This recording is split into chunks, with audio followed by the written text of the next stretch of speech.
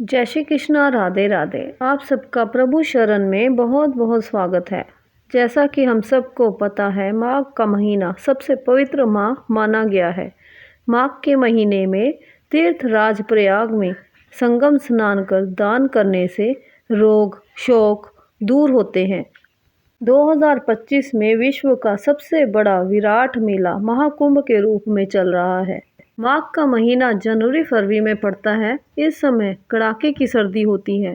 ऐसे में जब संगम तट पर भक्त रेत पर कुटिया लगाकर एक माह पर्यंत पूजा पाठ करते हैं, उसे कल्पवास कहा जाता है। माघ मास का महत्व और महिमा बहुत ही विशाल है। प्रयागराज में प्रत्येक वर्ष माघ के महीने में 1 महीने का कल्पवास होता है।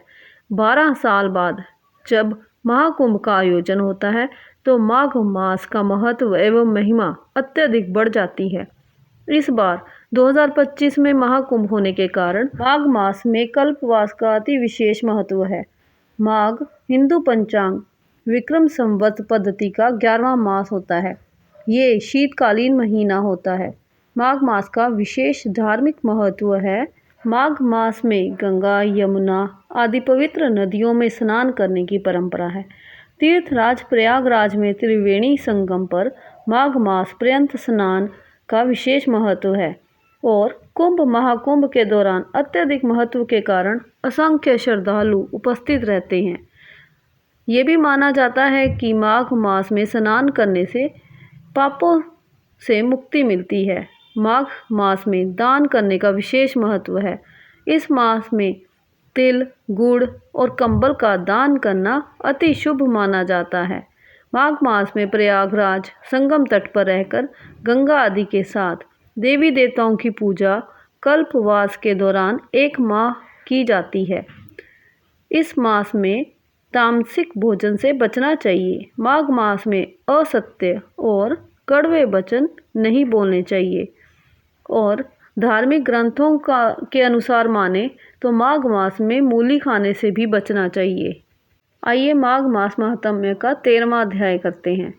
विकुंडल कहने लगा कि तुम्हारे वचनों से मेरा चित्त अति प्रसन्न हुआ है, क्योंकि सज्जनों के वचन सदैव गंगा जल के सदृश पापों का नाश करने वाले होते हैं। उपकार करना तथा मीठा बोलना सज्जनों का स्वभाव ही होता है। जैसे अमृत मंडल चंद्रमा को भी ठंडा कर देता है। अब कृपा करके ये भी बताइए कि किस प्रकार मेरे भाई का नरक से उद्धार हो सकता है। तब दूत कुछ देर ज्ञान दृष्टि से विचार कर मित्रता रूपी रस्से से बंधा हुआ बोला कि हे वैश्य, यदि तुम अपने भाई के लिए स्वर्ग की कामना करते हो तो जल्दी ही अपने 8 जन्म के पुण्य फल को उसके निमित्त अर्पण कर दो। तब विकुंडल ने कहा कि हे दूत, वह पुण्य क्या है और मैंने कौन से जन्म में और कैसे किया है, सो सब बतलाओ, फिर मैं अपना पुण्य अपने भाई को दे दूंगा।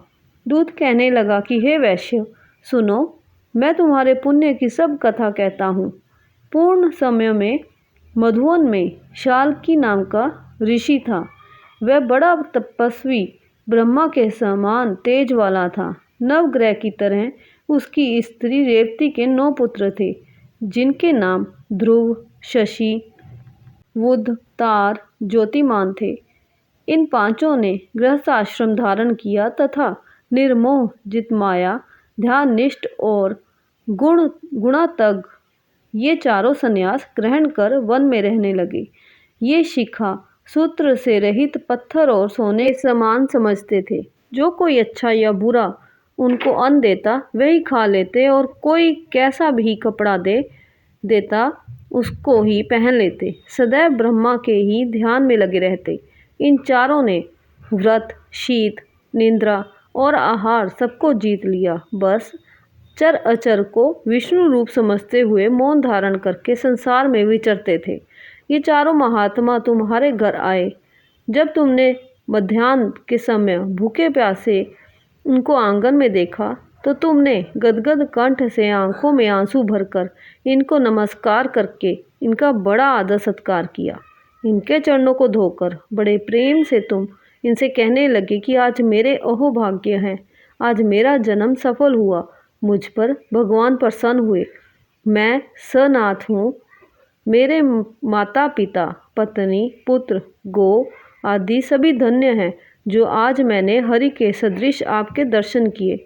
सो हे वैश्य, इस प्रकार तुमने श्रद्धा से उनका पूजन किया और चरण धोकर जल को मस्तक से लगाया। फिर विधि पूर्वक इनका पूजन करके तुमने इन सन्यासियों को भोजन कराया। इन सन्यासियों ने भोजन करके रात को तुम्हारे घर में विश्राम किया और ब्रह्मा के ध्यान में लीन हो गए।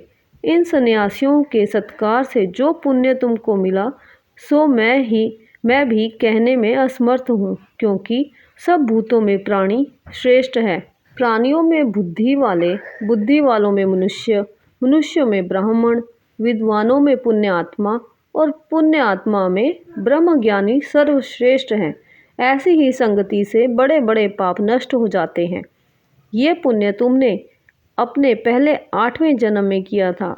सो यदि तुम अपने भाई को नरक से मुक्त कराना चाहते हो तो ये पुण्य दे दो। सो दूत के ऐसे वाक्य सुनकर उसने प्रसन्नचित्त से अपना पुण्य अपने भाई कुंडल को दे दिया और वह नरक से मुक्त हो गया और दोनों भाई देवताओं से पूजित किए गए। तब दूत अपने स्थान को चला गया।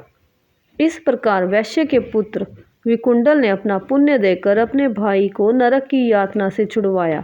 सो हे राजन, जो कोई इस इतिहास को पढ़ता या सुनता है, वह 1000 गोदान का फल प्राप्त करता है।